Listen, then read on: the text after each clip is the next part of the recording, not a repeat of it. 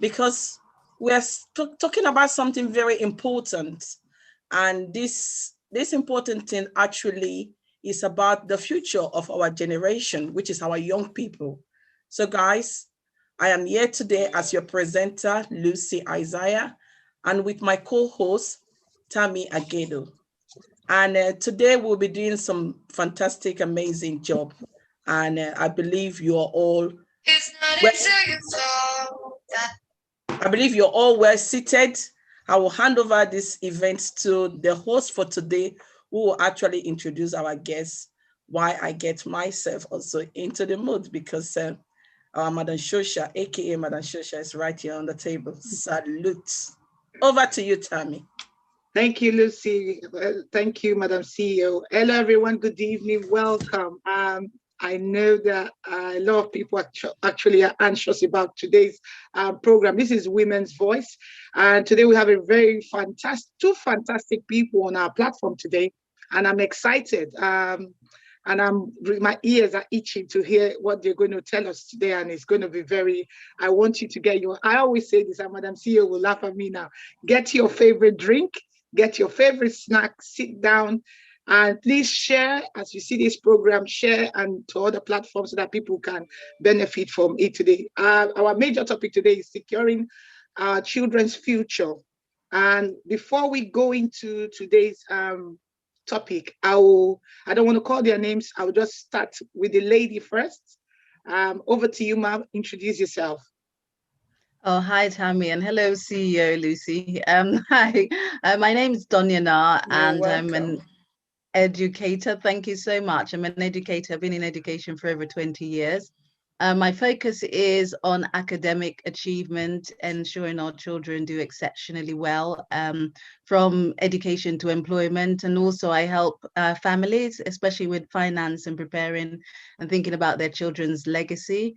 I'm the CEO of AC's Youth Project and also Amazing Parent GEMS Network. And one of my key focus in terms of securing our children's future and why I started the movement is because I think it's so pivotal that we think long term for our children, not just about today, but thinking about the future. And I think that's enough, Tammy. That's okay. Yes, so thank you so much. I appreciate that. Wow, you're already sliding into the mood. You know, in every surrounding, there is always a strong man amongst us. So I'm going to pass it over to the gentleman in our midst to introduce himself. Welcome, sir. Introduce yourself, please. Thank you very much, Tammy. I hope you can hear me very well. Yes, very clearly, sir. And thank you, Lucy. Thank you for inviting me to the forum tonight. And I'm also pleased to meet with Donnie as well. My name is Johnny Banger. I am the director of BEP Education. Also, I am a doctoral research scholar in the area of education inequalities. I've been an educator for over 13 years now, both internationally and in the UK. For me, is a great opportunity to sit here today to talk about legacy and as it concerns education of our young people and investment into education. So I'm really looking forward to today. And I do hope that perhaps participants and parents, maybe outside, will be able to tune in because I think they probably will be able to get one thing or two tonight in terms of trying to support their children's education. Thank you so much, John. I really appreciate it. Guys, you just heard their names. They're very vibrant people. John is one of the people I know in my community and a very vibrant participant in the community. And so it's a pleasure for me hosting him today on this platform. And I know he has a lot to say. And Donia as well, she has actually given you a little taste of the iceberg from her own corner. I'm going to pass it to Madam CEO because there are two topics that we want to deal with. We want to deal with the first one. So Madam CEO is going to take over from the first half, then I will take over from the second half. Over to you, Madam. You are not muted. Am I muted? No. No, okay. No, you're not. Guys, welcome all our panel girls today. So today we're talking about securing our children's future, and we actually going to center it more looking not just on the on the area of education, but also we're going to look on the area of skills. And it's going to be like 3 segments or 4 segments. I think we're talking, me and myself and Joe were discussing the other day. It's going to be like 4 segments. The first today is focusing on the parent responsibility in terms of securing their children's future, and in terms in the area of education and the area of skill work. And then the next segment, we'll be looking at local authorities and school responsibility, and also stakeholders. Then the other segment will also look into a young people responsibility at the same time, what they need to do in terms of supporting themselves to be to achieve and take advantage of what is available for them. Then the last segment of this is actually putting everything that we have discussed together and making sure that those information, because this is a data collection, those information and those expertise that we have brought on the panel, how do we actually take all this information and put it out there for those that are on decision making, those that actually champion the young people, those that sit on position of authorities, to make sure our young people, they are our futures, as we say, that we leave a legacy that for our tomorrow, we have a better things to look onto. So without taking too much of your time, first of all, we're going to start with education and legacy. And then I will want John to actually start his talk. It's going to be like 10 minutes. We'll give John 10 minutes, 10 to 15 minutes for John to actually tell us his background, who he is, his organization, and what he has been doing in the community in terms of supporting and securing our children's future. Thank you very much, Lucy. It's nice to be on the platform tonight, like I've said before, and nice for you to have me. Like I said before, I am the director of BEP Education. Now, BEP Education, what we could term as a supplementary school in the UK, and a supplementary school that has gained a quality mark from the regulatory body in the UK as well. Now, I want first to put it into perspective why I decided to come or to establish BEP Education. You know, I've been in education, it was after my 7th year and after my trip to China to teach with Cambridge University in China. And when I returned back to the UK, to my community again, I decided that something needs to be done. Apparently, when I was in the UK, I did find out in my classroom that kids from ethnic minority background were not achieving the way they're supposed to. And perhaps sometimes after school, you find them, you know, standing in groups, not doing anything, idling away. And also in the class, you find out that they were the one that were not achieving so much. So I was thinking about what could I do? Because I found myself, I think as at that time there were 2 other Black teachers in the school with me. And I was always thinking about what can I do to actually let these young Black ethnic minority students see and could take as a legacy to say, yes, we have someone that we can look onto as a role model. Then I decided I was going to do something to help them in terms of establishing BEP Education. Now, one thing I did in terms of legacy, because the education system in the UK is a bit quite different from what you will have in Africa. And now what I did was to try to understand the educational system here, how it works from primary school up to secondary school. So then what I did was to carry out investigation and research to say, what is the perfect way of trying to help a child to get to where you want that child to get to when you get to secondary school? Now, because as you know, when your child leaves primary school in year 6 to secondary school, in year 7, now when he leaves, there's a grouping that you will not see in the primary school. And now when a child gets into secondary school and get into a particular grouping, now the tendency could be that that child will be rolled on from year 7 to year 13 on that particular grouping. It might be a bottom set grouping, it might be a top set grouping. Now, I was thinking, and most of these ethnic, Black ethnic minority children, you often find them in the bottom set, or sometimes a little bit on the middle set. And then this middle set, you would say the normal thing could have been that the middle and the bottom set will receive more attention, but sometimes they do not, because they are attributed to say that maybe they have some bad behavioral problems, so they don't behave so well, so they belong there. So these, for me, was a concern. And I was thinking about a way of trying to help young people to see how we can shift this paradigm, how we can change these narratives so these children can actually learn. So I discovered one thing which was so crucial and helped me in the modeling of my supplementary school.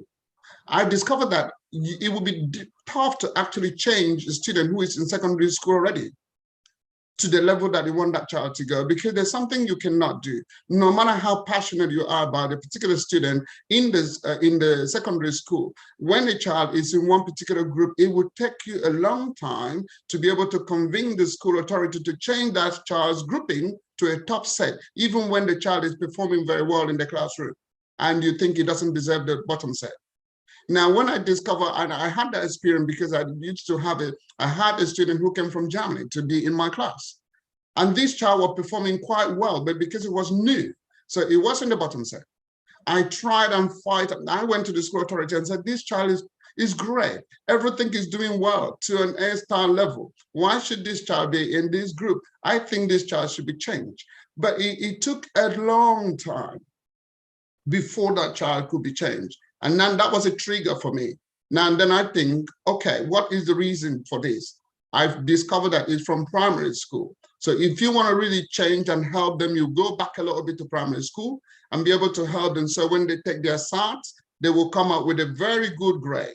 Now, with a good grade in SATs, that would determine what group the child goes in year 7 in secondary school. So when I discover that, then I bring that up to model my supplementary school, which is why, as you will know, Lucy, that in BEP education, we take from year 3 in primary school, groom them to make them have a solid start, and then be able to get the national, if you like, the national required level in SAT. And because when a child gets that national level or above that national average, that child cannot be put in a bottom set in secondary school. So which is where I picked that, trying to make sure that I help these young people to actually get that top set in secondary school, because that's the basis, that's where it begins.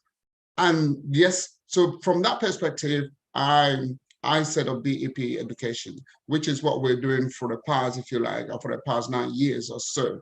And as you know, we're doing quite well. We are proud of what the kids are achieving. And in terms of SAT, none of our kids have actually get into the bottom set or achieve national level. They always achieve above the national level, even when it was level 4, even now that they're achieving, they've changed the grading system. But all the children that come through our school are actually achieving above the national level. As such, they are able to secure some of the top school, even in our borough. With some of our students, you find them in St. Paul's, which is one of the top schools in Greenwich.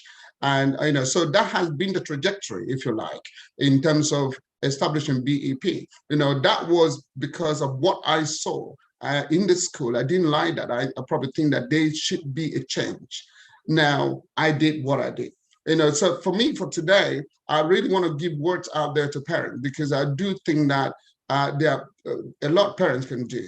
And I know there are a lot of determined parents, but sometimes they don't have the information. It becomes difficult for them to be able to help their children because they do not have absolute information with which to use and support their children's education. I was looking at the word legacy as you're talking about legacy today, and I discovered mostly what people think as legacy is just maybe a gift that generation has given to them, maybe in terms of putting money or property for the family, to secure their children's future, which is fair enough. But legacy is much more than that. Legacy can be skills. Legacy can be the education, that you've given to your children. Legacy can be the time that you've invested in your children's education so they can become the person that you want them to be in the future. Now, before I want to say something here, that there are 3 important paradigms that actually shape the way I see young people's education. Now, because before parents would determine to even leave a legacy or to even invest in their children's education, there must be a reason for doing it. And then I want to sum that up I want to use 3 important quotes that I love so much. Every time I talk about education, whether that is to the young people, to my students, I use this. I'll let Nelson Mandela once said that education is the most powerful weapon with which we can use to change the world. That is one, we know what it means. And I also love what Peter Broham said. Now, Peter said that education makes people easy to lead, but not difficult. You can lead them and not drive them. And education makes people easy to govern, but impossible to enslave. Now, underline the word impossible to enslave. In our world today, we are talking about slavery. In our generation, we're talking about, how people come to this country, now slavery mentality, they do what they're supposed not to do because people see them as slaves. That the only thing that can change that narratives in the future is if we can invest in our children's education, is if they can stand and take education as important thing in their future. That is the only thing they can use to change that narrative in the future. And Malcolm also stated that education is the passport to the future, for tomorrow belongs to those who prepare for it today. Now, these powerful 3 quotes, these are my, my powerful 3 quotes every time I talk to students about education. Or another one is perhaps when I was learning to become a journalist, I learned something, a phrase that says that pen is far mightier than a sword, but only in the hands of those who know how to use it. Now, these are important things. When you think about investing in something, you invest for a purpose. So if you do not want the coming generation, our children in the future, to be enslaved anymore, then we need to invest in the education. We need to give them education. If we want to give them passport, for most of us who are immigrants in this country, well, before we came, we look for passport, give our children passport so they'll be able to come to this country. But now, the story has changed. If we want to give passport to our children so they can travel life's journey in a smooth way and in an intelligibly way, we need to give them education, because that is the passport to the future. And if we don't prepare today, I don't know when we're going to prepare. So to me, when we talk about legacy, that is what legacy means. That is what investment in education means. So with all this in my mind, I become so passionate about education. I invest my time in education, and I try to do as much as I can to young children and young people out there who are in education, and perhaps those who are not doing well. And if you probably remember, I don't know, if you look at the stats, you will see that maybe in the UK, and even in Greenwich, let me give a stat, in the Greenwich, perhaps 35 to 45% of young people are classified as NEET, that is not in education or employment or training.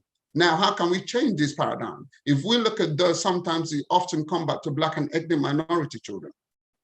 So we need to change that trajectory. And the only way is for us to try and give them the support that we can to make sure that they see that education is important for them. Because if they don't see education as being important in the future, perhaps they will not even think about it. They don't want to do it. They even go to school, not want to learn. And all they will be doing is giving, some bad behavior in school and not achieving as they're supposed to. So for me, this is what legacy is all about. This is what investing in children education is all about. It's just to secure their future, to make sure that education is one of the things they can cleave to, because it is the thing that would enable them to stand for themselves. It is the only thing that will enable them to be able to debate and present themselves in a way that other people will see them as people or children that should not be enslaved anymore. So this is, for me, what investing in education for our children will mean.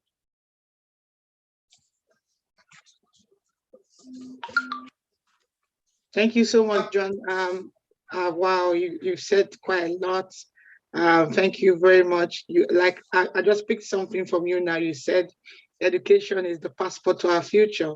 And I think that's a very key word for us this evening, and for all the parents to actually pick that in, because some parents always think that education is not important because of they don't want to force their children, or they don't want their children to they don't want people to educate their children. But education, like you said, is the passport to our future. So we're going to go to Donia. Just the same question that Lucy asked. We're going to give you the floor, and it's going to be for 10 minutes so that we can actually tackle other questions, and then you give us more light on your foundation. Thank you. Okay, fabulous. Thank you so much. And like John said, thank you, CEO Lucy, and yourself, Tammy, for the opportunity to speak on the platform. I can just say I'm going to literally echo everything John said, because that's one of my favorite quotes, that today belongs to the person who prepares for tomorrow, yes? And that education is the key to the future. So in terms of myself and how I started doing the things that I do, I will use the ACEs, the acronym ACEs, and also SYF, Securing Your Future, because those are the two projects I work on, to explain what it is, our ethos, and really why I do the things that I do. So first of all, in terms of ACEs, I set that up in 2004. So it was a not-for-profit. And the reason I actually set that up was because I was the child that actually was born abroad, and I came to the UK at age 12. And when I came to the UK at age 12, my mum was given the worst school in the borough to actually for me to go to, but I had passed my common entrance exams to go to high schools outside of the UK. And you can just imagine what that would have done to a child.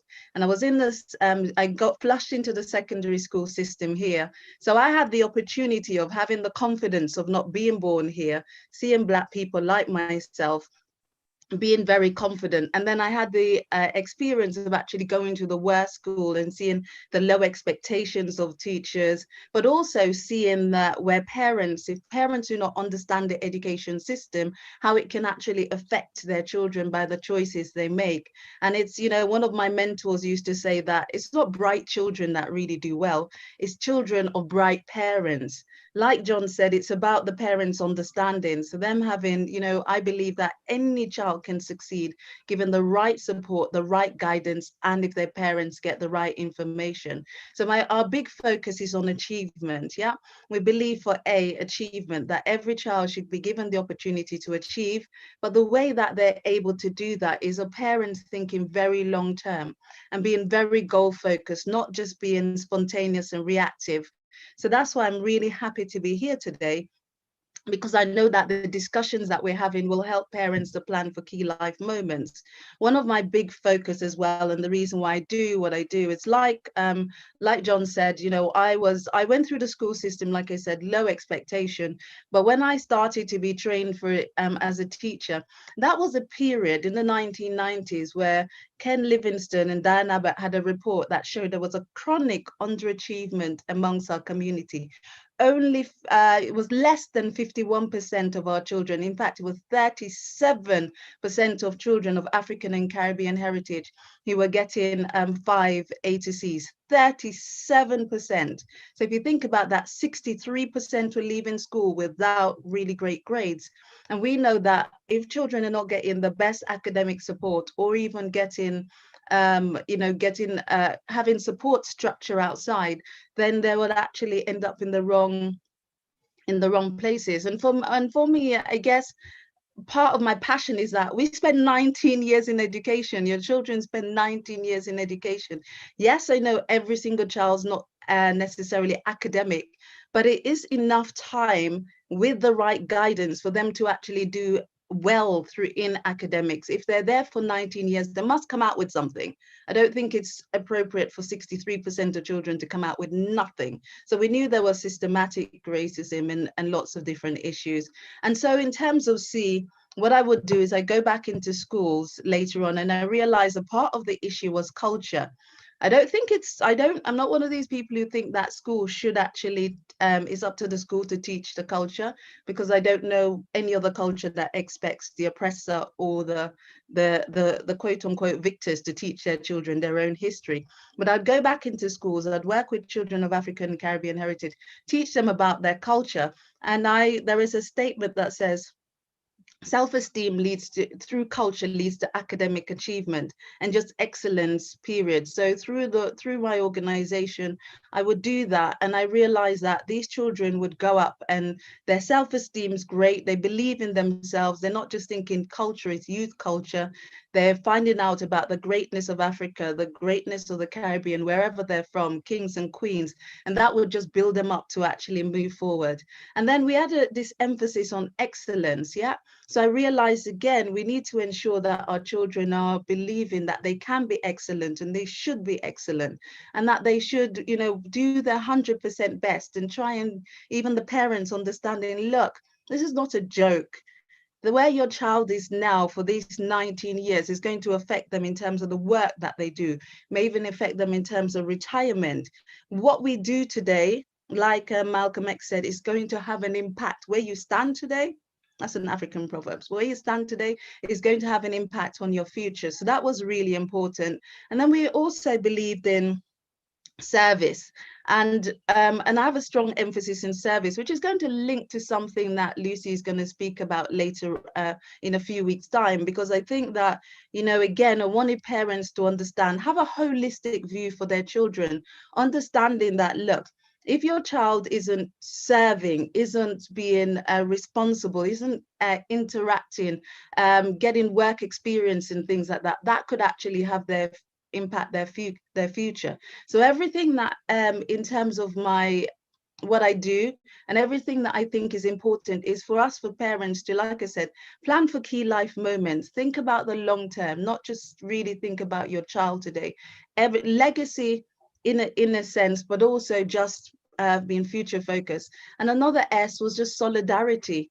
Just like we're doing today, we can be working collaboratively as a community, as parents. It doesn't all have to be competition, because at the end of the day, the reason why solidarity is important, and the reason why I believe in, and I started the organization and worked collaboratively with other organizations and set up the Amazing Parent Gems to also help parents, was because I realized this, look, at the end of the day, we all individually can just be focused on our children. Even if people are watching it now, you can share this in some of your groups, right? Because even individually, our child can do well. But if my child is the only one in Britain who's at the top, then they're going to have problems later on. Yeah, they're going to hit racism. Who will be their counterparts? Who are the other people you actually pulled up, the other children? Yeah, that can give them alternative options and things like that. So I think solidarity is important. And then youthfulness. I think, again, one of the reasons I've done the APG, done ACEs, and securing your children's future is because academics is important. I think education is important. One of the children in my, when I was teaching, got the 5th highest marks in the country. So I think children can be excellent. But I also think it is important for us as families, not just to be about the academics. Yeah. Some children is actually by them doing their pianos, by them doing their football, hockeys and things like that outside of school, where they can excel, they can succeed. And by doing so, when they go back into the classroom, even if they're not number one in the class, if the teacher says, oh, you're no good at that, that child has got confidence that, what are you saying? I'm number one, I'm the top scorer for my team, and so forth. So we must think outside of the box and not just be about academics. It's all round, and really build up that whole child. And then the last thing is future focused. We must be future focused. Yeah. And John gave a lot of different examples of what legacy is, and I think all of those things are really important. But I have a strong emphasis on wealth as legacy. And the reason why I've actually focused on that and helped family and coach them in terms of the thinking about wealth is because I was on a program, and there was a young lady who had gone to Oxford University, and she was talking to a group of parents in our parent network. And at the end of it, I said to her, what would you say to the parents here? And she said, I would say to them, save for your children's future. And then I said to her, why would you say that? That's not what I was expecting. And she said, I would say that because I'm here at Oxford University. And we had no savings for me going to university. My loan was means tested, which I expected to get. I didn't get the full loan because my mum's income was means tested. And here I am at Oxford, having to have 2 or so jobs. And I'm competing with very wealthy children who do not have to work. So therefore, what that means is that I may not get the best grades. And for me, that was kind of really touched my heart, because I'm like, we're getting education right. We're sending the children out. They're going into good universities and companies and so forth, but we're not planning for key life moments. We're not planning for their future in terms of financially, and certainly the education system do not even prepare children financially for credit cards and so forth. So for me, it's like I said, you know, my journey and why I do the things I do and are committed to securing our children's future together is because, you know, they are our future, right? They're the next generation. We came here into this country. Now we got to hand our children a baton and put them in a better place than when we actually first came, not in a worse place. And Tammy, that's exactly 10 minutes, I think. Thank you. I'll hand over. Before I hand over to Lucy, we've been talking about education, legacy. There's some children who are not actually good academically, but they're good with their skills. I just want to know, because when we say parents need to strive to help their children to secure their future and their legacy, what do you think as educators that parents need to do for those who are not, because there are lots of people who are not, I'm an adult, there are lots of people who didn't actually go to have a degree or HND or anything, but they're very good with their hands. They're very skilled. They have different kind of companies that they're setting up. So what advice would you give to parents? Because some parents, I'll talk about from the African background, if you don't go to school, it's a do or die affair. But in the other aspect, some parents, they encourage their children in anything they want to do. So what is your advice? Because I know both of you are educators, and I know that you have different way of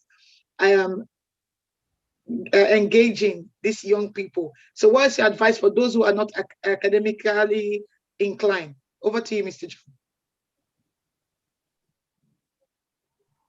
Thank you, Tammy. I want to echo what Donia said. You know, when she talk about sometimes it's not always about the academic. Or there's a lot of other things that comes into play when we talk about education. Now, being someone that have been educated back in Africa before I came to this country, with my parents, and of course, as you were identified with what I'm saying, what our parents will always want. They tell you what you will be. Before you were born, your name is put as an engineer. And then you were born, they've already written there, doctor. And so that means those are the paths that you have to go in education. They want to be proud seeing their children become doctors and engineers and accountants and all those stuff, profession, lawyers. However, it works in some situations, but not in all situations. Because sometimes you will see that you study because your father, your parents want you to be that, but that is not what really you want to do. Now, having been an educator here, I've seen that there is changes, there are differences. Now, when we talk to our children, and in terms of giving them advice on what they should be, it's good if your child is very much academic, to ask your child, give them suggestion, what kind of subject, what kind of profession or career they can go into, maybe doctor, lawyers, or whatever.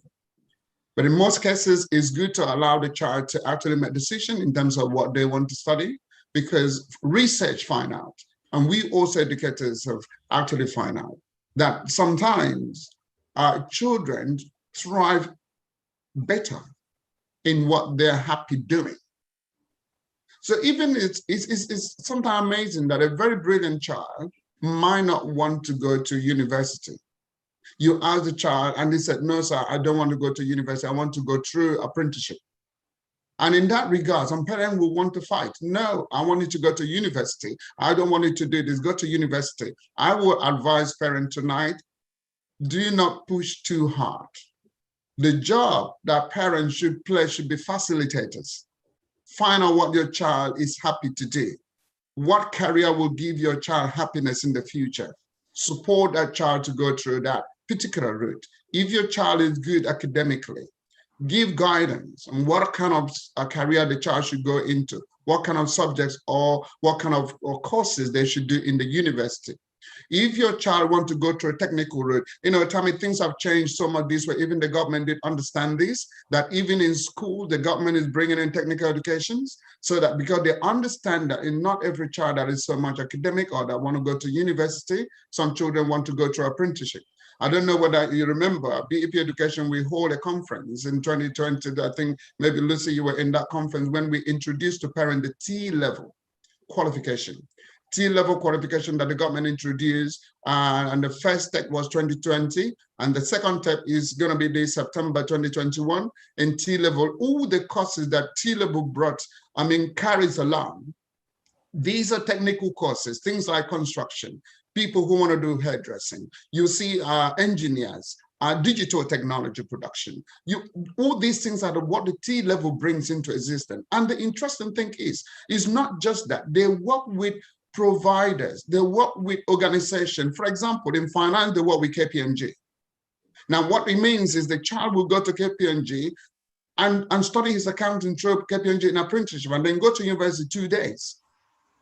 Now, so these things is what parents need to understand. That is why when I was saying the first time, when I was, talking, I said parents need information, because sometimes most of these things are there to help the children with, but the parents don't have information. So they probably were thinking that the first thing is just to go through the academy and take the exams and that is go to university, whereas there are other routes the children could have taken into career straight away, into employability straight away. So T-level qualification is one of the technical qualifications the government bring into existence because they know that it's important. Children need it. So my answer or my advice to parents tonight would be, allow your child to make choices on what they want to be in terms of career. Act as a guidance, act as a facilitator, but do not actually detect and force your child to study to become a doctor, because she might not want to be a doctor, even if he's bright. I've heard stories whereby parents wanted a child to be a doctor, and the child was bright, but the child wanted to be a musician.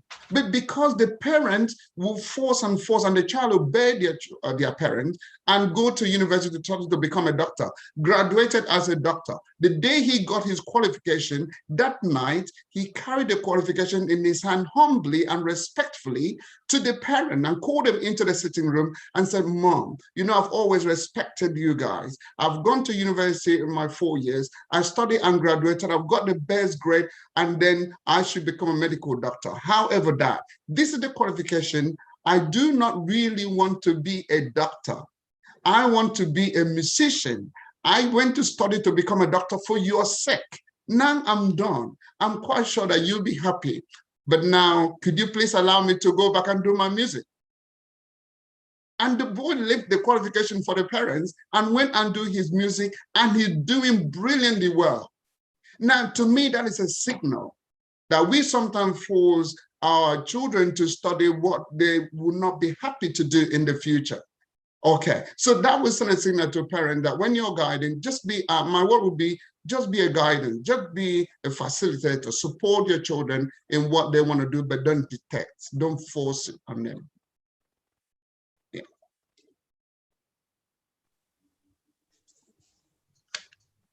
Thank you, John. Thank you so much. I was waiting for what I see. I thought you were going to say something. I'll go to Donna quickly. I know that because I really want to hear from your side, because like I said, not all children are academically inclined. So there are children who are good in skills and different aspects. Like John just said, now there are some that are doing apprenticeship. So what is your advice for parents who are striving for their children to actually do very well in future? Oh, you're muted. Yeah, thank you. Thank you so much, Tammy. So I think there's different phases to this. And I think in that sense, it depends who you're talking to, and we just have to have some care. So John dealt with the older children, and when they older, they get they make the choices that they want to make, which I think is good. Yeah. I think when you're working your way back there, and we're talking about, let's say, the Bible says, you know, your room will make, your gift will make room for you, right? So in terms of people's gifting, like I said, all round, from the child is young, to think actually even to get into independent school, if your child is the top in basketball, top in football, top in music, they can actually secure places in independent schools. So these schools are looking for children who are rounded. But if we're working our way back though, some, you know, starting from the very beginning, I think some care has to be taken when we say all children are not academic in one sense. Because I think in the very, very early years, yes, they may have an interest in a certain area, but I think what parents themselves have to be careful is that they don't then say, oh, this child is an academic, and then not put that work in to actually help their children to achieve the very best that they can. Because the thing, especially in the early days, the thing that we have to understand is that our children are growing up in Britain, yeah, in the UK. And like John said, if we don't start very early, like preparing our children, getting them to start looking at the bonds books, getting them to be ahead of their class. So when we're talking early, this is ABC phonics, communicating with their children. And I think some parents are not even doing those basics, and they'll be just like, oh, my child's not academic. So we have to be careful of that excuse at an early age, because what then happens is they don't get really good SATs grades, let's say as an example. And when we're thinking about GCSEs now, the GCSEs are based on, they're looking back as far as SATs. What did they do in year 6? Because the teachers are deciding on those grades. So I think care have to be taken, because every child can learn 1, 2, 3 if the parent is willing to spend that time. And I think what sometimes community-wise we don't do is we spend a lot of time working, and we spend a lot of time putting the emphasis on the school, where it is 80%, it should be 80% parents, especially at primary, and 20% school. Yes, as a child goes on and they discover what they're interested in, they can be and they may find like they prefer, like you said, the music, the drama and so forth. That is fine. Give them opportunity to excel at that, but also give them the opportunity to excel academically as well. You know, it was interesting, I was listening to one of the speakers speak, and he was saying, look, on one of these sports program, and it was a black guy, and he was saying he remembers sitting with his Jewish friend, and he was like, you know, his Jewish friend said, oh, I want to be a footballer when I was younger. And he goes, why didn't you become one? He says, my dad says we don't play football, we own football, we own football clubs. Yes. And I think what I'm then saying is that, look, it's, yes, if the child is like not necessarily academic, like you said, or their focus isn't academic, because I believe every child is academic, but may have a preference for something, do steer them, but let it not necessarily be a case of you're just going to be a worker bee. I think that's it for me. Don't be a worker bee. Focus on raising children who are dynamic future leaders, who are going to be directors, who are going to own the companies and the clubs, not just play for the club. But from the early stage, give them that confidence and give them that foundation that they can excel and soar and make any choice that they want in the future. And I'll hand over to you. Hello, that has been, see, my ear is already buzzing. This has been really amazing. And hearing from both of you, I think both of you should be sitting on the parliament, actually giving some advice to some of those ministers we have there, and so that they can actually understand what is out there to do for our community and do for the future generation. So having listened to both really, really vibrant points that you have actually raised, both from John and Donna, that is such a buzzing a deliberation and also an advice. And I believe with good, this thing is live. You can go back, advise other parents to go back and watch it, because this is a very important key to the start of our children's future. One of my questions goes to, because we talk about legacy, we're talking about financial education, we're talking about securing our children's future. And now this is actually centralizing. I know I was so impressed when you talk about 80% parent involvement. And this brings me to one of the questions, our financial priority.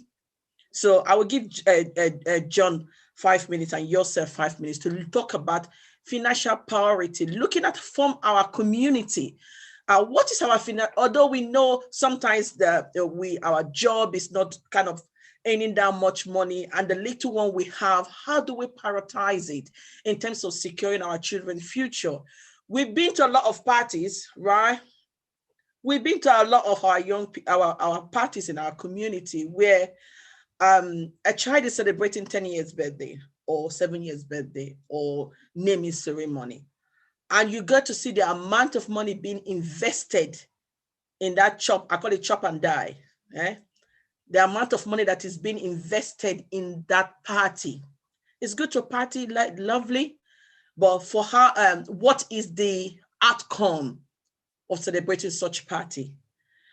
What would you advise to be parent financial priority in terms of investing or securing our children's future? Over to you, John. Thank you very much, Lucy, for that question. You know, like I've said before, when I started, I did mention that parents must be able to have a reason. They must know the reason why they want to invest. You know, globally, our world today has changed completely. So we live in the world of consumerism. You know, so people are eating, buying, like just like you say, eat. Nobody thinks about anything else. That is not the way it should be, because the concept of consumerism, you're spending. You're just expending, nothing comes in. You're not investing. Now, so if that is the concept to your parents, you want to prove that you are a good parent to a child. So you buy any kind of trainers, any night that your child wants. Your child wants this, you buy. Any fashion that comes up, you give to your child. I don't think in terms of financial priority, you are not actually investing in the right direction. Now, investing in the right direction is thinking about your child's future in terms of education. What can you do? It was interesting to listen to Dana talk about, you know, someone investing for a child, you know, when he asked a child and said, how are you here? How are you managed to be here? And the child said, you know, there was a sum of investment because, you know, the parents were unable, not very able to do. And even if they were applying for funding, perhaps mean tested funding, they will not be able to get enough to send her to. Therefore, she started at the early age to save. So that is investment. The right way to invest for a child's education, it doesn't matter how much it is. Why not open up a savings account for a child's education? You know, putting some money there every time. Now, when I do financial capability and I teach finance, you know, this is what we talk to parents. Even children, they need to know. The children should, when they get to the age of probably 16, they open their bank account. So from the parent pocket money, we encourage them. I personally encourage my students, from your pocket money, save some money from there. Therefore, parents should, you know, they should have a saving account, particularly set aside for education, dropped in something there. They can deny their child, you know, if something of fashion, a child actually want to buy goods or whatever thing that is so expensive. They can actually tell the child, no, this is what I'm doing. I'm not going to buy that. Let's buy this one because I need to save for your education. Now, we did cultivate that habit of putting something aside, if you like in a piggy bank. Put some money, put some coin right there in the piggy bank, and you know that that money is set aside for a particular cause, which is your child's education. Obviously, you will not find yourself wanting when that child gets to a stage that he will be looking for money or demanding for money for education. But if we keep on spending, going to party, even spending much money on ourselves and forget the children, I think that is not a good way to actually prioritize our finance or to save. The best way is, it's good to open a savings account. I don't want to also say that saying that you will save just without having a saving account is not very good. It's good to have a saving account where you can put some money aside for the child, knowing that that is particularly for the child's education. Over to you, Lucy.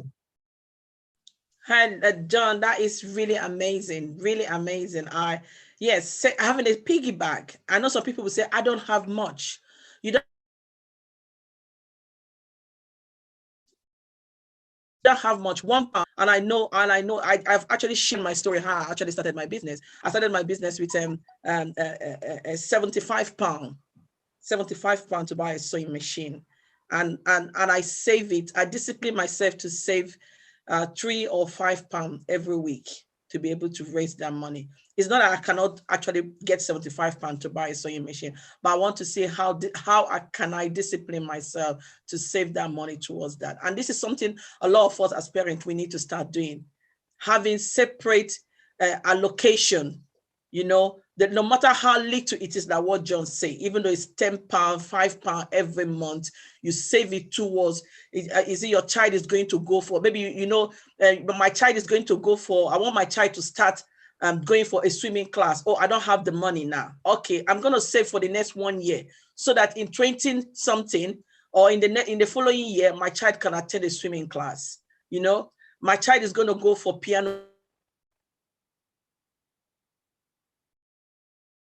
class. I cannot waiting for. Why not save towards that piano class so that you can for this year towards next year piano class? It's all about discipline ourselves and discipline the children to also understand what is good for us. So I'm going to go down to Donia for you to give us 5 minutes financial priority for our parents. Yeah, thank you so much for that. Now, I agree certainly with what John has said about the children learning to save and learning financial literacy. I think that's absolutely amazing because it's something that's not taught in schools. And like I said, you know, over 20 years, I've been in the education system and not seen good financial education being taught. And I think, you know, in terms of parents, in terms of savings and budgeting and things like that, the debt in the country as of February that was owed in the UK, people owed in the UK had risen during the pandemic to 1.6 billion, right?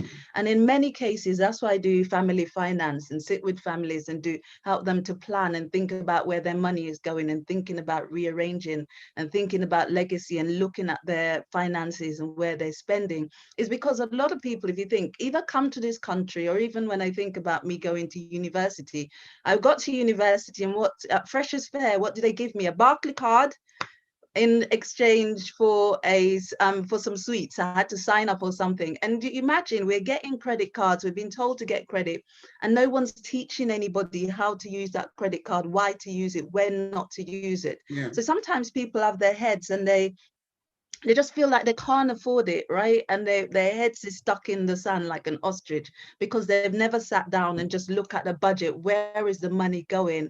How do you make changes? So there are lots of things out there that people can do for their children. You talk about the parties. Parties are good. It's nice to have the parties. But did you know from some of that money that comes in, even £25 can actually be start up a stock ISA or a junior ISA. There's tax. You can get, in terms of amount set aside where you don't pay tax on a ISA, junior ISA. But again, it's like, who sits down and tell parents these things? I mean, they've said that the average total debt household in the UK, including mortgage, is 60,000. Per adult is 32,000. Around 108% of our average earnings is what people are in debt at this moment in time. And so, you know, I think, like I said, I try not to be too harsh on parents because I think that people just don't have the financial education and the financial planning. And if somebody was to sit with them, or they would take the time and be open, because finance is a bit of a taboo, right? Was to take the time and sit down and think, what do you want for your children? Where do you want your children to be? Be it you want to send them to university, or be it you do not. But what is the plan? Is it a case like you won't spend the 30,000, spend them to university, but would you be willing to put yourself in a position where you can hand them 30,000 to start them on the property ladder or something like that? I think all of that takes renewal of one mind, but also I think it takes sitting down and really being honest and open. Where am I financially? And get somebody to help you to see that there's different ways. Just rearranging your finance can mean you can find those a little bit extra to actually help your child and plan for their future. So I think it's about planning, and I think it's about having the support, as Sister Lucy. Thank you very much. My second question, just looking at what people have posted, is around education, money management. I know you've raised the issue of credit card. We've talked about this credit card in the past, where the first thing the children get, especially when you go to uni, there's this, even now, even as parents, there's this no control over the amount of credit card that is being posted, the offer that is being sent to your house for you to take those credit card. And this is also now downgraded down to our children, where not just in the credit card, but how to manage money. They have a gift, they give them a pocket money, and the first thing they do is to save towards, in terms of understanding how should they save. Some people, once they get their money, the first thing they're looking into, they're online. I'm seeing those queue, I can watch on the telly and see those queue where people stay 2 days for a trainer, they want to go and buy a latest high, you see my phone is the jumper one, I can't, my children do laugh at me when they see my phone, say it's an old phone, because the only thing that phone does is to pick, as long as it can pick up call and answer call, that is all I need it for, So they were standing on the queue. They saved this money to stand on the queue. This is your money. And you go on the queue, you're wasting your money, you're wasting your time to buy something that is not actually productive. I don't know how productive that is, because if we're going to weigh the productivity of that thing that you're buying. I remember sometimes my son would tell me, you want to buy it, bring out a shoe and a chair. I said, what have you made for you? If you want to buy a shoe worth that kind of amount, have you ever thought of those that are actually producing those shoes? If you look where those shoes are coming from, those that produce that shoe, they don't even wear it. You understand? They don't even wear those shoes, but they produce it for you to actually buy them. And these are low-income people actually investing on such thing. So money management, how can we train our children and even we as parents to be able to manage money and save wisely into our future? Lucy, thank you very much for this question. Actually, you see, I was raising my hand because Donia touched something I needed to tip something in, but unfortunately, you didn't recognize that hand. But now you brought a similar question that had to do with money management. Now, permit me to actually go down a little bit backward into the government policies and what the system is doing to our children and doing to us as well. Sometimes the system fails us. And the education system failed our children. I'm not sure whether, if you remember vividly, around in this country in 2012, 2013, 2014, thereabout, when Labour was in government, there was every word that comes out from everybody's mouth was every child matters. Now in school, there was something introduced, it was called financial capabilities. I was privileged to teach financial capabilities in one of the Greenwich schools that I was teaching at the time. Now, when the power changed hands and Labour lost election and the new government came into place, everything was stopped instantly. Now, financial capability were no longer introduced into school.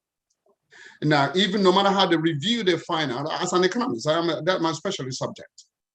Every child from year 7 is supposed to be taught economics from year 7 to give them the key principles and the skills to manage money. But these are the subjects that you will never see in the educational system in the UK. You only find those subjects in what they call entitlement subject, but not key curriculum subject. Why would a child not be given economic and financial skills right from year 7? Why should such subject be pushed into entitlement subject instead of making it to be key national curriculum subject?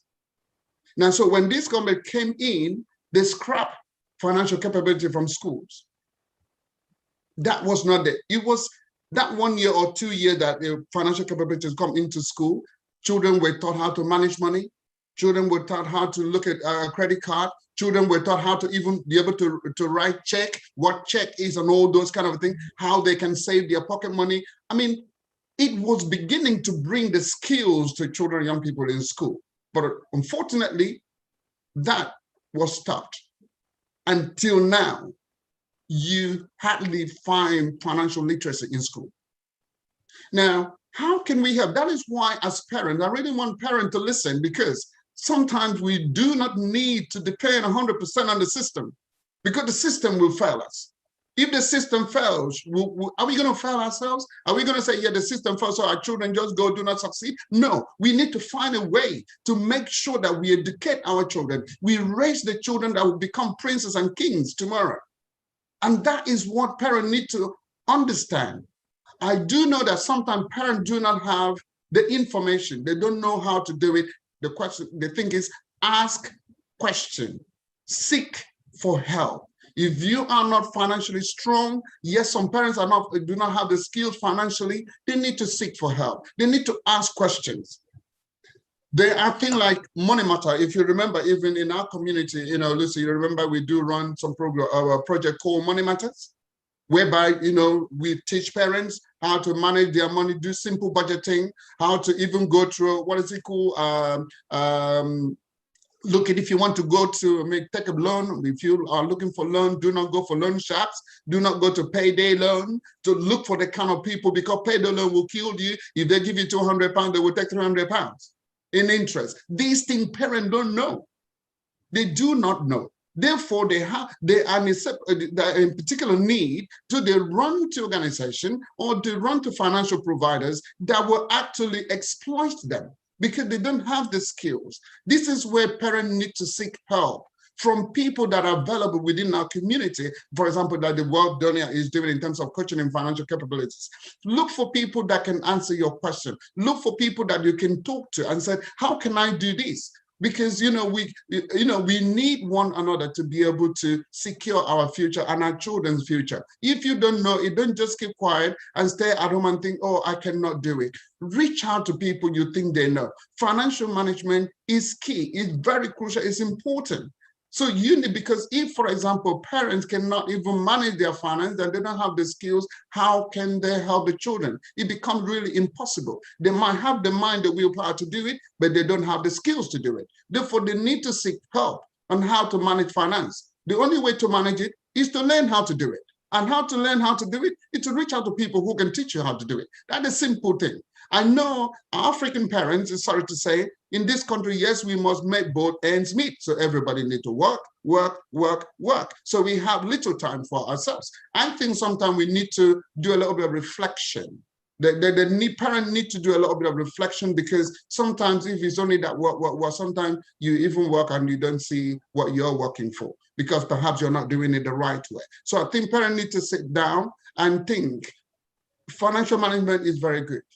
Whatever thing you want to do, whether you want to get a loan, whether you want to buy something, credit card, like we talk about, which one is the best? If I need loan, should I go and tell the bank to give me overdraft, or should I go and get a loan? Perhaps if you are good to get overdraft, that might help you much, but they need to be explained to which one is the best route to follow. These are the things they need, because when they know the one that is the best thing to do, and they do that, then, before you know it, they will have some kind of financial freedom, if you like. But if they do not seek this help, it will become a little bit impossible to be able to manage their finances. John, you're so passionate. I can tell you're passionate about that, and I can't explain it more than what you have actually done. It is, and like I say, this is going to continue. It's a continuous segment. So over to you, Donia. 5 minutes on your own. Yeah, no, thank you. And again, like I said, it would seem like John and I had met before and we were, kind of put something together. That's not the case. We're just in agreement in what we think in terms of how parents can help to secure their children's future.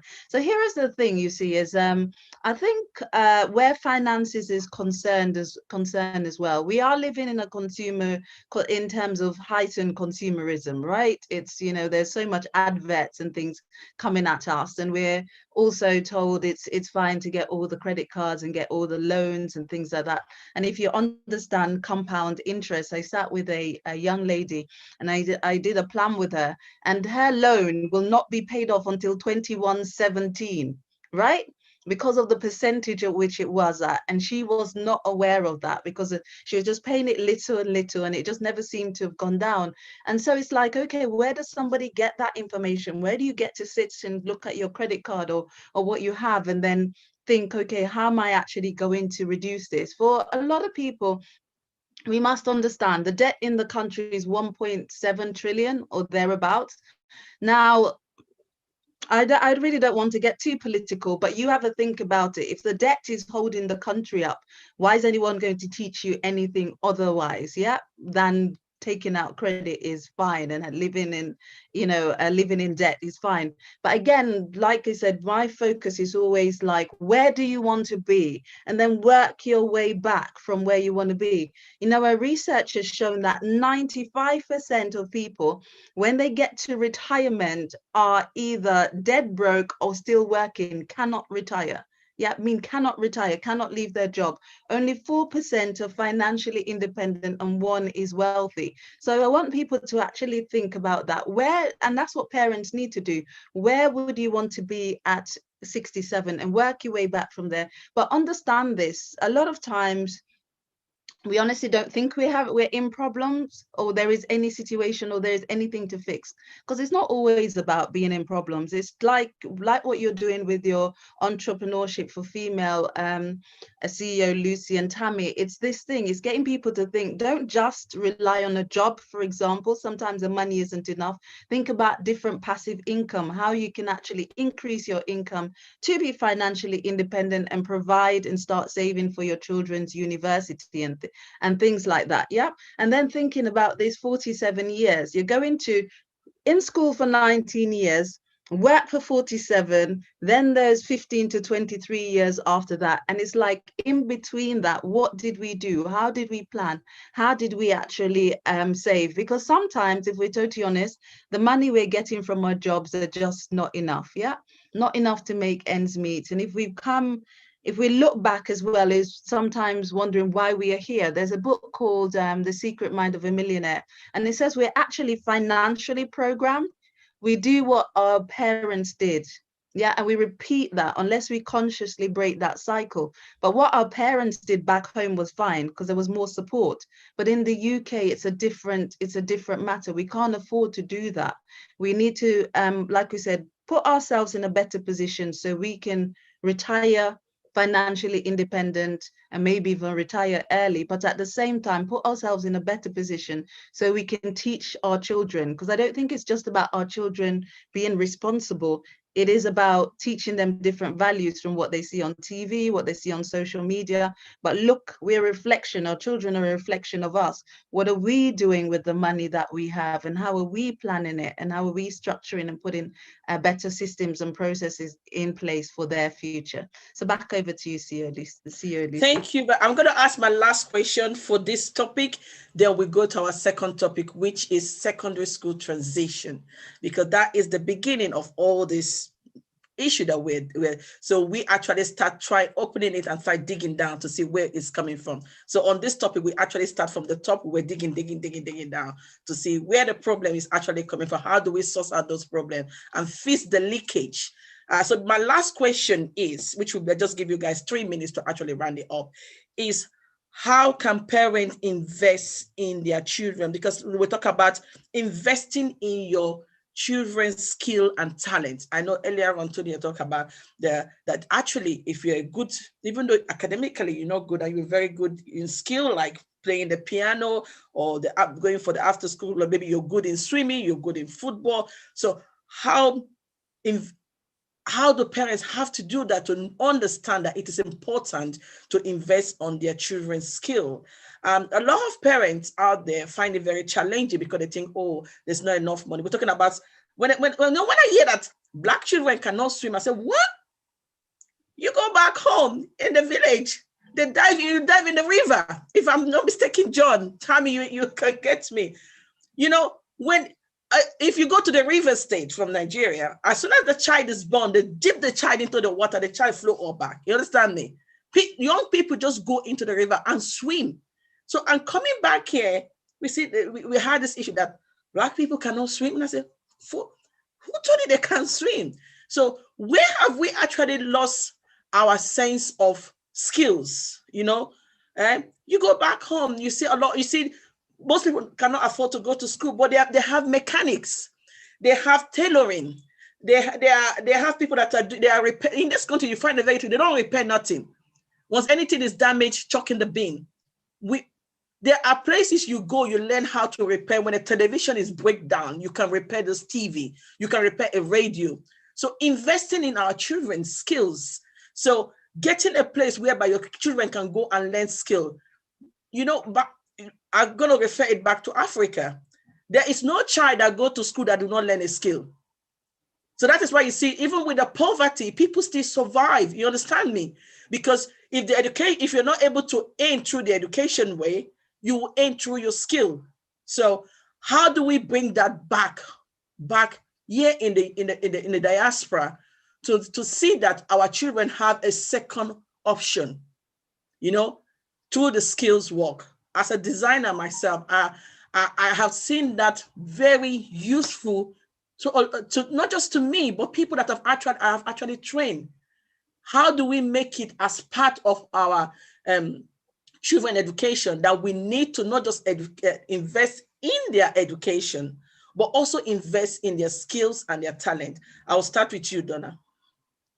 Okay, yeah, thank you for that question. So in terms of how do we invest in our children's skill set, I think it's going to be about your family culture, to be honest with you. And I think the earlier you start with your investing in your children's skill set and identifying what they're interested in, the better it is. Because once they get to teenage years, if you haven't started early, it's going to be about social media and all things like that. And they said you have a tree, you got to bend it while it's young, right? So I think it's important to start very early, for sure, in terms of teaching them something new.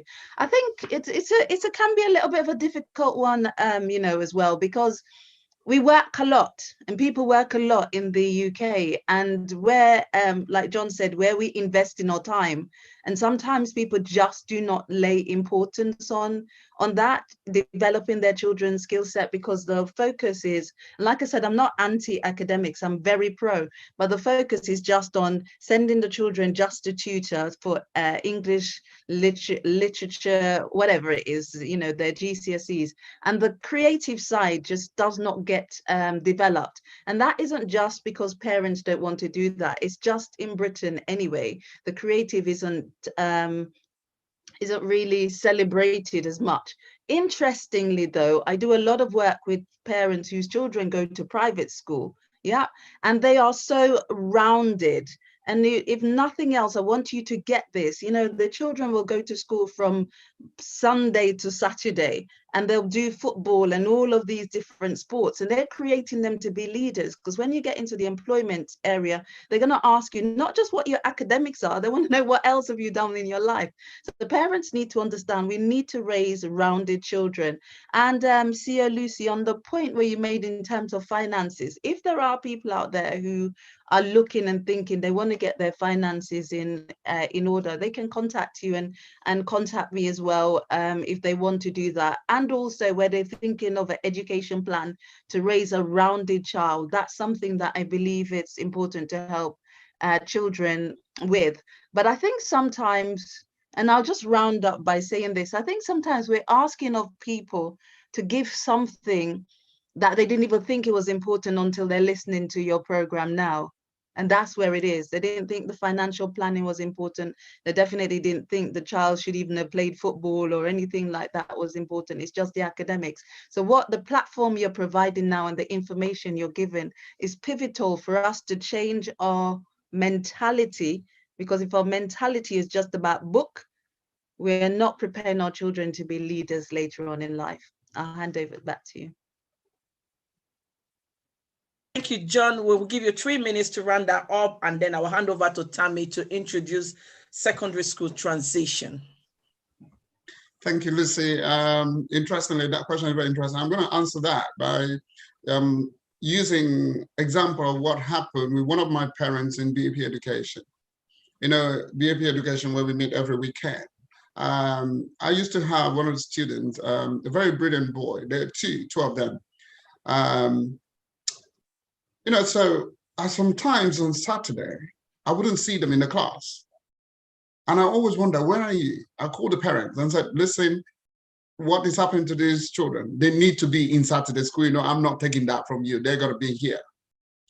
And then And then when I had a meeting with the dad, I discovered that that boy, they are playing, two of them are playing football.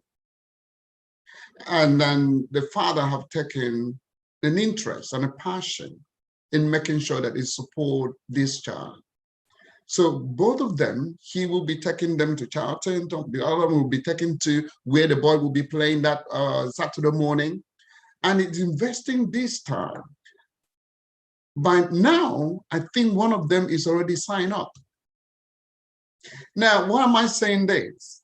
If we're talking about interest, I think it's important for parents to take vested interest in any skill that their children is developing, whether that is in football, whether that is in music. Try to see how to nurture that skills so that that skill can become or come alive in your child. Now, one of them is now signed up. As little as those children, they're very good in playing football. Now, if the parent was not investing time and was not having interest or showing interest in the skill that these children have developed, I don't think that would have been possible. But then I still say to him, yes, when they finish playing football, you know, we need to do something. And which is what he's still doing as when the time comes, to squeezing the academic studies alongside the football, which is good. The second thing is, I don't know if any of you happen to see this on the BBC. It was last week. BBC broadcasted this about a young a year 12 student, actually during the pandemic. Now, this child has actually been telling the parent that he doesn't want to go to university. The parent didn't believe. And now he's been telling the parent that he wants to be a blacksmith. And sometimes you can think about, it's not a black ethnic minority child, it's a white child, a white British child. And then the parent will be thinking, what do you want to be? We've not, well, there's no blacksmith in the family. You have to go to university. And the boy did not. So here comes the coronavirus lockdown period. So the boy was at home and the boy been crying. So the boy left, there's a garage in their house. So what the boy did was to go and get all the blacksmith materials. And he went into where the garage was. And I hear the dad was hearing the boy hitting things, come. And I went to garage and said, well, the boy said, I've started my profession. Dad, could you just help me? And when the dad saw and the mom came out and said, listen, if this boy can go this far, let's support him. The dad moved the car away from that garage to park along by the street. And asked the boy, is this all the materials? The boy said, oh, actually, I got 2 more, but there was no space. And he asked the boy to go and bring the materials. The boy went and brought the materials into the garage. Here, that was his workshop. And the boy started the blacksmith work. He is making stuff up to the extent that BBC had to go and film him. Now, what am I trying to see that? That goes back again to supporting what your child is doing. Because at the first time, parents don't want to hear, I'm not going to school, I'm not doing that, I'm not going to uni. But they took vested interest when they saw the passion in the boy and they supported the boy. And now the boy is going into what he thinks is his profession. People are waiting for him to make stuff, whether that is key or whatever for them. And the boy is happily running his blacksmith workshop. So my word for the parent is the way you can invest in your child, please support your child. Give the time, have vested interest in any skill that your child is showing, because I think it will pay off in the future. Thank you very much. I'm going to hand over to Tam because we are coming to the last segment of our talk today, which is primary school to secondary school transition, because that is a very important one. And why we actually include this, because very soon a lot of our year 6 are going to secondary school, and we're going to look into how school prepare for them, and also the transfer file from the primary school to the secondary school, which is a very important one, which sometimes affects a lot of our young people, whereby it affects the way they settle down in school and how the secondary school actually accepts them. And also going back to the secondary school, is there a proper induction for the year 6 coming into year 7 so that they can achieve? So Madam Shosha, over to you. This is your table. Thank you, Madam CEO. Wow, guys, we've been learning quite a lot. This particular topic is very dear to my heart because quite a lot of parents have young children in primary schools. We call our children in primary schools our babies. And for them to transit to a higher education, because you still look at them as, oh, this is my baby, I don't want my baby to go. You're guiding them like your eggs, but they have to move to another transition. They left nursery to primary. So my question is this: how prepared are our parents, the parents of today? Because most of them, when their children are in year 6, because the children just go so fast in the education. Once they're in year 4, they're preparing them for SAT 5, then they go to 5. Mr. John, I know how passionate you are with children with SATs. My question is, how prepared are the parents for the transition to secondary school? Because some parents are not prepared. They're just there. They're not giving any support. They just know that the children will do SAT, and they don't have any experience on how to move their children to secondary school. Over to you, Mr. John. Thank you, Tammy. The question is, how prepared are the parents? I mean, we should be throwing that question to them. How prepared are you parents in supporting your child transition? Now, it's interesting, you know. I want to start by giving parents first instruction, something which is very dear to my heart and which I know works. It's called the home-school partnership. Because when you say how prepared are the parents, I will tell you parents can never be prepared, because parents would not even know what transition file or the transition from year 6 to year 7 is in secondary school. And so there need to be a concrete partnership going on between parents and the school, or parents and the teacher, to be able to know what is happening. And now this topic is so timely. The reason why I'm saying it's timely is this year, as you must have known, that the SAT has been cancelled by the government. So there's not going to be SAT this year. And therefore, everything goes back to teachers' assessment. And don't forget, whether it is teachers' assessment or SAT took place for them to use the national level, children will still transit primary to secondary school and get into grouping based on the grade they've been given. That is the bottom line first. Now, therefore, which is what I want parents. I want to give parents this information. This is the bottom line. So there is this bottom line between the transition from primary to secondary school. What makes this child to transit to secondary school in a good way? Now, if parents are not working in partnership with the primary school that their children are, they will not know what grade the child is going to come up with. And then here comes a problem. If that child is not given a good grade to go to secondary school, then the problem comes, even with the transition. So that is one issue in itself that parents have to take good care of. Take note of that, parents, please. Home-school partnership is crucial. This is not the time that parents, you are too busy to call your child's teacher. You're too busy to phone the school to know what is going on. You're too busy to know, to find out what test the school is giving your child. You're too busy to know, oh, in primary school, there's no SAT. How are you going to assess my child? What grade? How will my child get the grade to go to secondary school? You need to ask the school good questions. Because if you don't, nobody's going to ask that question. And if you don't, you're not going to get any answer. And now in education, this is the way schools see things. Parents that are not involved in their child's education, the teachers and the school don't even bother. Because when you call them, they say, oh no, the parents are not supportive. That is the word in the school environment. Those parents are not supportive. If you're the one that always call the school, they will, oh no, the parents are so supportive. You know, please make sure you tell the school this is what we're doing. Please, parents, build a home school partnership with your teachers and with the school. There is a transition, Tammy, coming back. There's a transition program for every school. Every new secondary school, of course, you know, your child will know which secondary school is going to go to. Every secondary school try to bring in what we call transition program. Now, the transition program is to educate and to bring our children from year 6 to visit whichever secondary school they want to go to beforehand, before they even leave to go to that secondary school. Now, because they need to learn where the hall is, where the canteen is, they need to know how classes are, because when, you know, in primary school, students sit in groups. But in secondary school, it's not that way.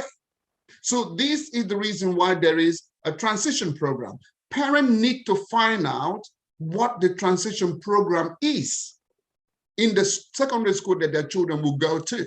so they can support that, so they can take their children to attend. Because some school organize like a trip to take them there, but some school don't do it. It depends on which school your child goes to.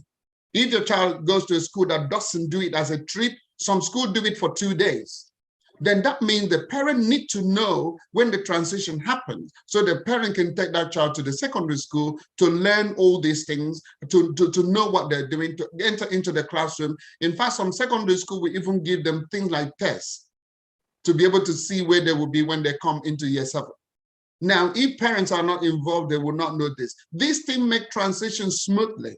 These things make children, the fear will go away, because if your child is able to visit the new secondary school that he will be going to in September, what happens is the fear is already gone. Perhaps during the transition program, your child would have met another child, maybe developed friendship. So by the time they go there, they have the little one to talk to.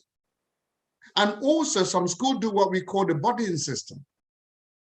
So if your child has the privilege to attend a transition program, the secondary school would do buddying system. The child in secondary school, normally year 8 child that would be buddying your child in year 7 during the transition program will be the same child that start with your child in September when they come back, so that they will be easy. The child will be eased into secondary school smoothly, and there won't be anything like fear or what is going on. During lunchtime, you'll be working with that child. During break time, you'll be working with that child. But if your child misses out in transition program, it will be difficult for that child to fit in, which is why I'm saying that parents need to pay particular attention to this particular transition, and they need to get involved and engage.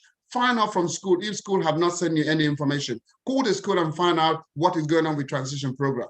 And if they do not organize like a visit, please find a way and take your child to the school to visit the school and know what is going on in the school, because that way you will help to kind of alleviate some fears in your child. So when the child goes into the secondary school, he will already go into an environment that he or she has already been there. Thank you, John. Yeah, thank you so much, John. You really hit a lot of points on your topic. And but I will say something. When you were talking about transition, you remember just last year we had COVID, and those children who started year 7, my baby started last year in year 7 in September, and most of them were not able to have that transition tour in the secondary school before they go in, because they were the first set that didn't do any SATs. My question is going to go to Donna right now. Donna, I know you talked about the worker bee parents. What is your advice to those parents who are worker bees? Because we have so many worker bees parents who don't even, I wouldn't use the word don't care. They just walk, and they don't even pay attention to their children. And for those ones who their children are going to year 6, most of them don't really have ideas. What would be your advice to those worker bee parents, so that they can take something from you? Over to you, Donna. Thank you. Okay, thank you, worker bee parents. So for the worker bee parents, here is the thing that, and I say this to the young people, and I say this to the students all the time. Look, understand this. We again being future focused, right? This your child is, when they get flushed out or even get to GCSE, will be competing not just with people in Greenwich.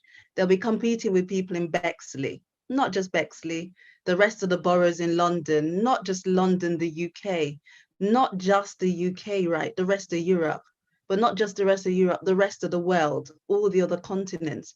Can you afford not to invest the time in your child to prepare them for their future? Because whatever you do now, you can't, the thing is, understand this, we can't sow apple seeds and get oranges.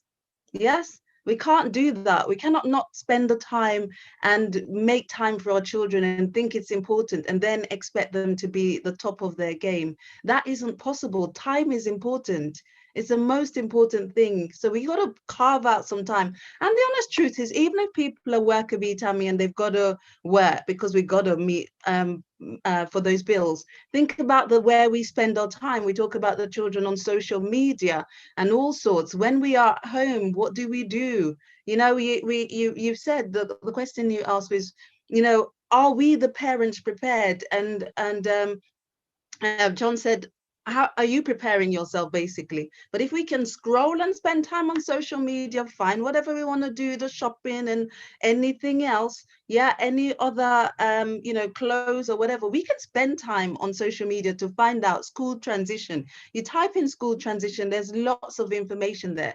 I think we have to get free yourself from that mental slavery of dependency as well, and expect somebody else to always do it. Certainly they should, the school should do the transition, like you said, and things like that. But what are we doing for ourselves? Yeah, and kind of like my emphasis is always transcend the system. Don't wait for anybody to give you anything. You go out there and do more than you can for your child. And I've got an acronym that I say. John spoke specifically in terms of the transition. Here is something I want you to think bigger and broader in terms of from a social perspective, and I use the acronym FASTER. In order for your child to transition well from primary and do well in secondary, I'll start from the R. Relationship's going to be important. What is your relationship with your child? Yeah.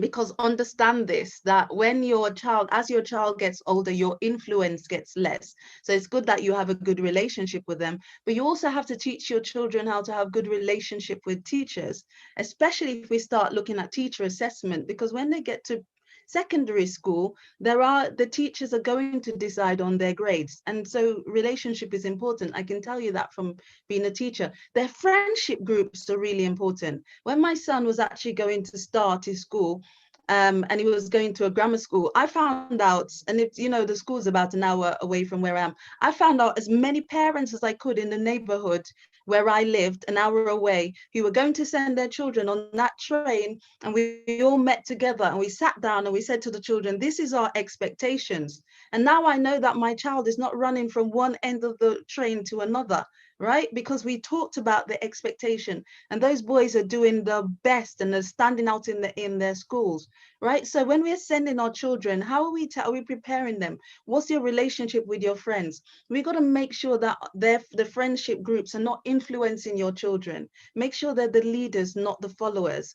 And excellence. There's no reason why I don't believe in that people can't be excellent, and we shouldn't encourage our children to be excellent in academics, in extracurricular, whatever, because we're in Britain. Understand this, we're in Britain, yeah? They have to be the top of their game. And people don't say this now, but when I was growing up, I used to be told that I have to be 10 times better than my counterparts. We don't tell our children that anymore, yeah? And in terms of thinking of the S, it's like T, technology as well. Try and get your children to value technology, to use it, to do blogs and things like that outside the school, but also tell them to be savvy when they're using social media. Don't bully. Don't, you know, people say try to groom them. Don't do things like that. Be careful what you put out there, because whatever you put out there is going to have an impact on you in the future. Yeah. And then spiritual, I think it's really important that we think spiritual is about the cultural, it's about your mission statement. What's the value of your family? And I think it's important when we're talking again about worker bees, for families to sit down with their children and say, what's your value? What's the value? What do you value? What's your stance on certain things, so your children won't deviate from that, join gangs or do drugs or whatever. What is but you have to decide as a family, where do you stand spiritually, and where do you stand culturally? And you also have to educate your children culturally, so that when they go into schools and they're actually and the teacher is saying something else to them that they can't achieve, they have it in their minds that, yeah, I can achieve. And the last two is about academic achievement, excellence. Don't compromise on that. You expect them to do the best that they can, but you've got to be future focused. Even in transition, make sure you're always planning for key life moments and not just waiting for other people to do it for you. I know that was a big roundup, but I think it's important that we are prepared socially for children's future as well. Over to you, CEO Lucy. Okay. Oh, that was amazing. That was a a big chunk of transition, because I know a lot of parents now are preparing for that transition, and I don't know if a lot of people actually knew what is expected or what they're expected to do.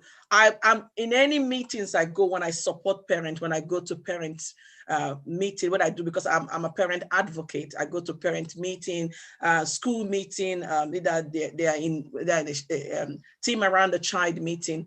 One of the things I always emphasize is the school and home relationship. Very, very key and very important.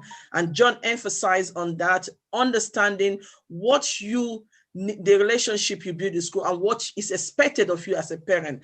And Donna, you also raised that issue, building relationship with your teacher as a student. They need, because sometimes our children do not even know how to build relationship with people in their house, even with their father or their mother. They don't know that's how to build their relationship. So you can see when they go to school, they have that friction. So we need to actually start teaching communication skill, social skill, people skills, how you communicate. Do not communicate the way you text to your friends. You understand? When you just text, hey, you go to school and say hey to your teacher. You understand? Or the kind of respect or the kind of conversation. Go and do your own. My children, they know that you need to listen to news. You need to know what is happening in the society. So when you go to school, you have something to say. You're not just sitting down there and not be aware of your environment. Before we round it up, there's one more thing, because I know we're going to Instagram to do a little bit of cap. I was saying to Donia, because we always like our Instagram fan to also get a little bit of what we're doing today. The last one, I want you guys to just put 3 minutes roundup. The school transfer file. This is something that I know a lot of parents don't actually request for, to see what is in their children file at school. And this is very important. Where we've seen some cases where the information that is being transferred to school about a child. I'm a TA by profession, so I've been in a school. I've managed to read into some students' file, where the information that is being transferred from school, from the primary school to the secondary school, is so appalling. It's so appalling that when the child, even if these are children, sometimes behavior, sometimes there might be issue at home, sometimes there might be economic deprived. There's some things that actually you can get yourself into a situation whereby you have some behavior. Looking at the age of the children, 11 years, 10 years, and you send such a criminal, I call it very criminal record, very appalling, very condemning, and transfer notes to the secondary school. And a lot of secondary school do not even want to have time to study that child. They just pick what is in the file and start working with the child. So no matter how that child even try to impress or try to change or try to make a good start, it does not work. So I know you've been a teacher before. John has been a teacher, and this is what is happening. I don't know if the local authorities are aware, but this is what is happening in a lot of schools. A lot of teachers are taking that as a form of bully, where I've had some parents say to me, in fact, my children say, oh, my kid come back from school today, and they say, my teacher said to him that, remember, I'm sending your file to the secondary school. And it depends on what your behavior, that's what I'm going to send to the secondary school. I find that really, I see that as abuse of power. So will you go and make a child school file that is being transferred to school to be so appalling, so that when the child go to secondary school, it doesn't have a good start? So please, as a tutor, as someone that's also have actually worked in a school, why is school putting so much negative in the secondary school transfer note? And what can we do to actually bring some of this school to account?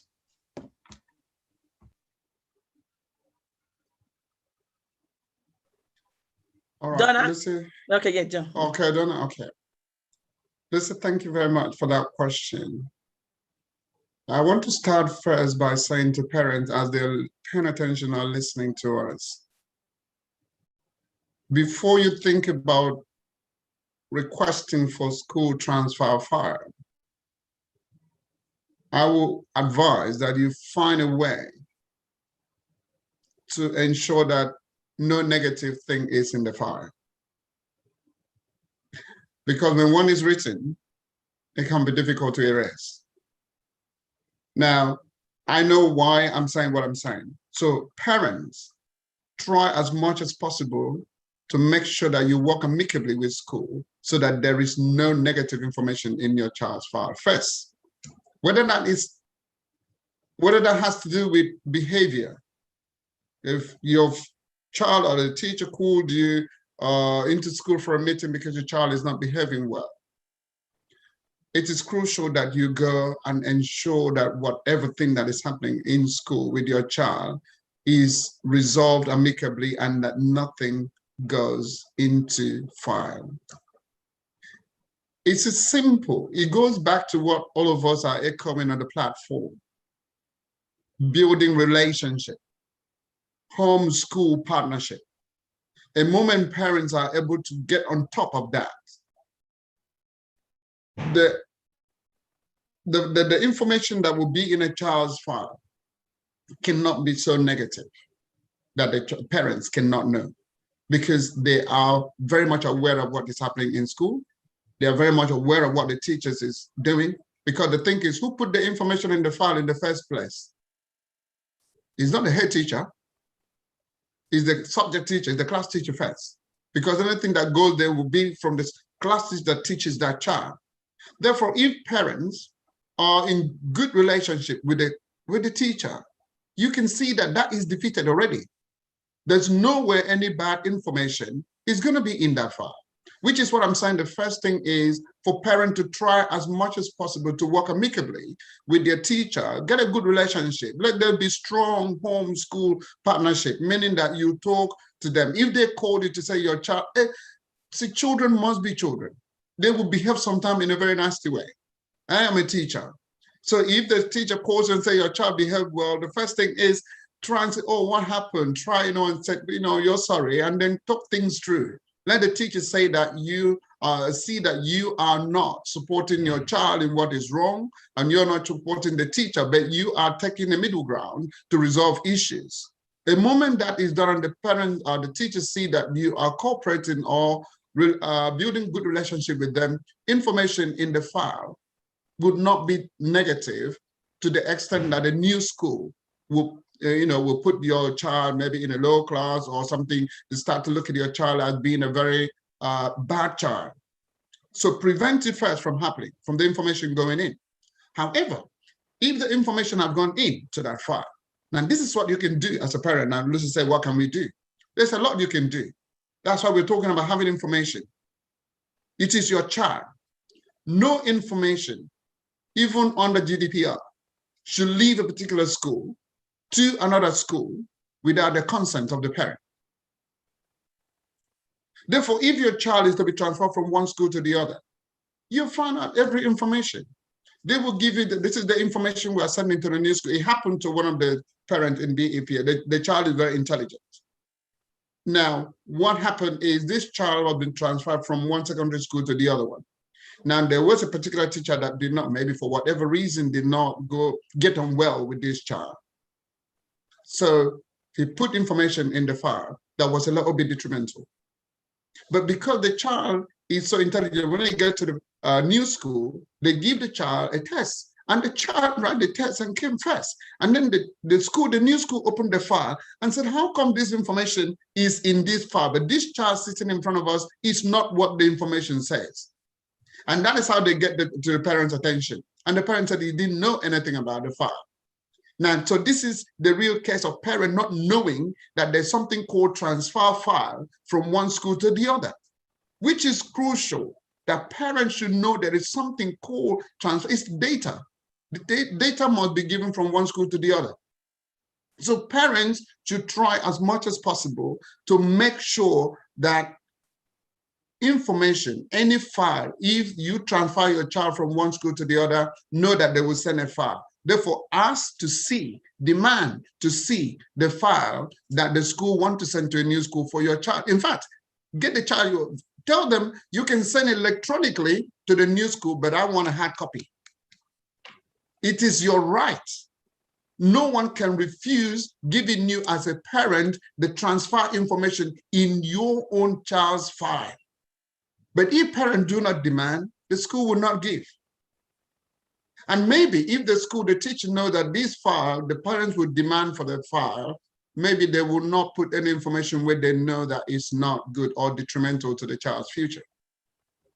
So parents need to get this information that in terms of school transfer file, you have the right to demand for that file if your child is to be transferred from one school to the other. And the law permits that the school should give you that file, or they should let you see the information in that particular file. That is your own right. But what I'm saying is, before the negative information get into the file, work in cooperation with the school to ensure that there is no bad information in the file in the first place. Thank you, Lucy. Thank you. Thank you. We'll go over to Donald because we'll be rounding it up in about 3 minutes and we call it. Thank you. Okay, fabulous. So no, thank you. So I think, John's dealt with the transferring of the file, the ability for you to get the file and have a look at the file. I think the emphasis on preventative measures. So, if you weren't here at the beginning, I said very much my focus when I work with parents and all that I do is about raising leaders, and that's it, yeah? And so every step up to that is about raising leaders. And so I'll be talking about preventative measures and about the relationship with the teachers. The thing you have to understand, like we said, it's that schools are incestuous anyway. Yeah, they could take the things out of the records, but if a head teacher really wants to get to your child, they can actually just call the other school and tell them, because they tend to know each other or know of each other. So therefore, I think the key thing is, and this will be beneficial for those who have young children, before your child even starts going to school or as your child go to school, tell them and get them to understand, yes, there may be teachers who may not like them for whatever reason, but ensure they are so good academically, ensure their behavior is so good that whatever they put in those records, it can be contested. I used to always say to my sons, even now up to secondary school, I send you to school to learn, the teacher is there to teach you, and I'm there to support you. Nothing more, nothing less. Have good manners, have good courtesy. Yeah, and I was always ensure that I was on the PTA and involved in the school. So you yourself get involved in the school, understand the school, know the teachers, let them know you, let the children tend to behave better if you're really involved in the school. And then for parents, like Tammy said, children have been out of school for lockdown and so forth. For those in transition, use this time and the summer to skill your children up academically, but also to teach them those social skills, because that secondary school years are going to be a decider on their future. So if there was behavioral issues in primary, don't allow it to continue to secondary. Try and sort it out by then, because believe me, secondary school teachers do not have the time nor the patience to even entertain what they allow to happen in primary school.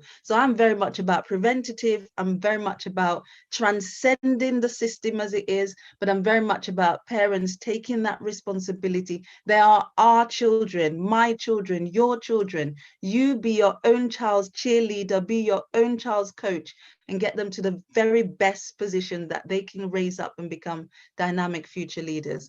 Over back to you, CEO Lucy. Wow, this is amazing. This is like a storybook. It's a storybook, and the topic I just want to say big thank you to Donia. Good thank you to John. John, both of you live in our borough. You are a treasure to Greenwich. You are a big treasure to our borough, and your advice, your experience in terms of actually looking at this issue, not sitting on any side, but just being at the middle and actually analyze it so that it will benefit to everyone. So I just want to say big thank you.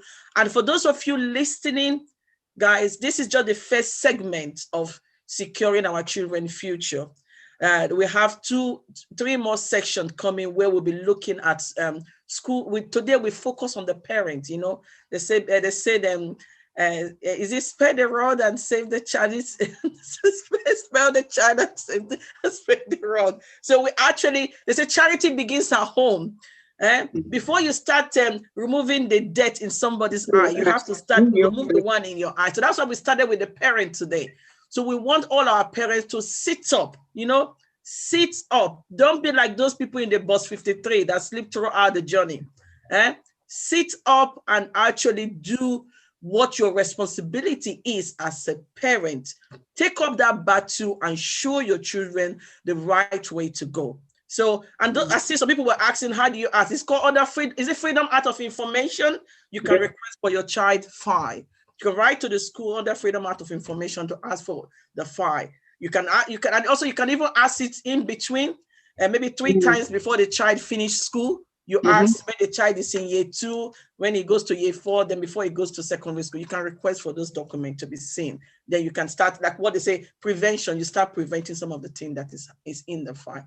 So thank you very much all for coming. And as you know, we are celebrating the African Festival. And part of the African Festival actually is about celebrating the Africa, the culture. And Donia says something about your culture. That is very important. It's part of your spirituality. It's part of what actually make your family value. And as we bring in more of, as we celebrate the African Festival from May to July to August, we will bring back Donia and also John to actually say the second segment, the third segment, and the final segment, and how do we the Black community, the BMA community, the African community, help our children to achieve more and become our community future. Tammy, you round up this show. Thank you, John. Right. Thank you, Madam CEO. Thank you, everyone. I really, I want to say a big thank you to John and Donna. Wow, your words blew my mind. As a parent governor, there were quite a lot of things that you've touched today. And I think many parents are going to really gain from it. I will go by saying, like Donna said, form a relationship with your child, teach your child how to form a relationship with their children, with their teachers. Also, I'll use the word that John used. He says, education is your passport to your future. You're mute. Tammy, you're mute. You're mute. Hello, Tammy, you are mute. Can she hear? People that you've been mute. Yeah. Oh, I can hear. Now you can hear you now. Yeah. Oh, okay. Sorry. My apologies. So our sister organization is Second Thoughts, and that platform is mostly for our young people. And guys, if you want any information about our platform, we have lots of skills that we do on trainings for our young people, and you will be amazed what we do on on that platform. So once again, I will want to say thank you to our panel today. They're going to come back again anyway, and I think when they'll be coming back again, we'll bring some young people to actually join the panel. And so, you know, we need to hear from our leaders of tomorrow as well in the next panel. Thank you so much, everyone. And don't touch that dial. Join us on Instagram, where we continue this discussion. Thank you, everyone, and have a blessed day. Bye-bye. Thank you, and be blessed. Thank you. Bye. Thanks. Thank you.